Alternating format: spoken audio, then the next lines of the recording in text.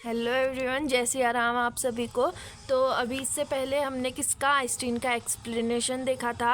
अब आइंस्टीन के एक्सप्लेनेशन से ही निकलता है प्लांक रेडिएशन लॉ। मतलब कि इन्होंने बताया था कि फोटोन किस प्रकार से रहेगा, फोटोन की एनर्जी क्या होगी, फोटोन फ्रैक्शनल फॉर्म में रहेगा या किस फॉर्म में रहेगा, उसी सबको हम यहाँ पर पढ़ लें।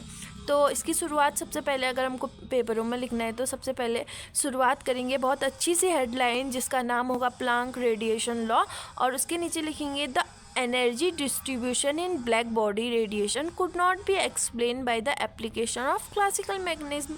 मतलब कि जो एनर्जी डिस्ट्रीब्यूशन था, इससे पहले हमने जो क्या बोलते हैं क्लासिकल मैकेनिज्म की लिमिटेशन थी या क्वांटम मैकेनिज्म की डेवलपमेंट बोल सकते हो, उसके बारे में जो पढ़ा था तो हमने बताया था कि जो क्लासिकल मैकेनिज्म होता है वो ब्लैक बॉडी रेडिएशन को नहीं समझा पाता है।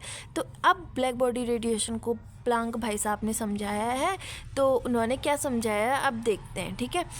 The correct expression was derived by Planck. चलो ठीक है, हम करेक्ट एक्सप्रेशन दिया था प्लांक भाई साहब ने on the basis of quantum theory of radiation. अब क्वांटम थ्योरी के बेसिस पे ही दे सकते हैं ना, क्लासिकल थ्योरी के बेसिस पे तो दे नहीं सकते हैं। तो इसलिए हम लिखेंगे द करेक्ट एक्सप्लेनेशन या expression was derived by Planck on the basis of the quantum theory of radiation. ठीक है, तो according to this theory, according to Planck radiation theory, तो उन्होंने क्या बोला था, radiation energy is emitted or absorbed discontinuously in the form of tiny bundles of energy.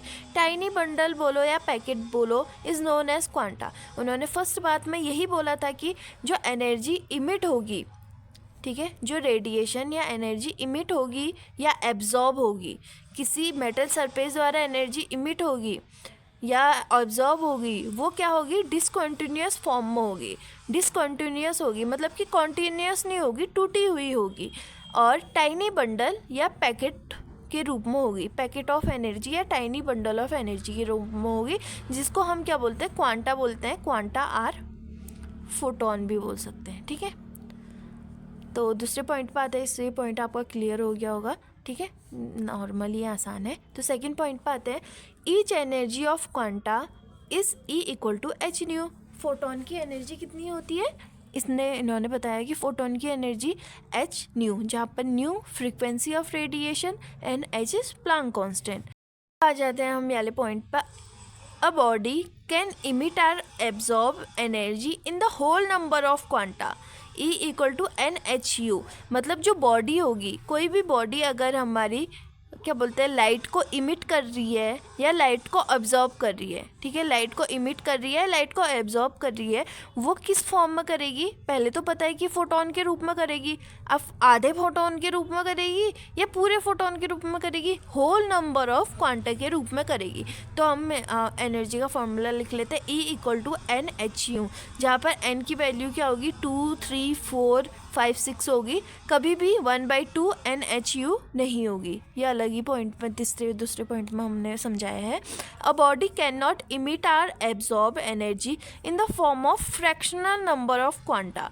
ठीक है, फ्रैक्शनल नंबर में या हम क्या बोलते हैं, ये क्वांटा नहीं लेगी, होल नंबर पे ही लेगी। This process is known as quantization of energy. ये प्रोसेस क्या हो जाती है, क्वांटाइजेशन ऑफ एनर्जी होती है। क्वांटाइजेशन ऑफ एनर्जी क्या होता है, when we write the energy in the discrete form, this is known as quantization. जब हम एनर्जी को डिस्क्रीट फॉर्म में लिख देते हैं, E इक्वल टू NHU, जहाँ पर N की वैल्यू हमारी डिपेंड करती है क्या 1, 2, 3 या ऑल नेचुरल नंबर,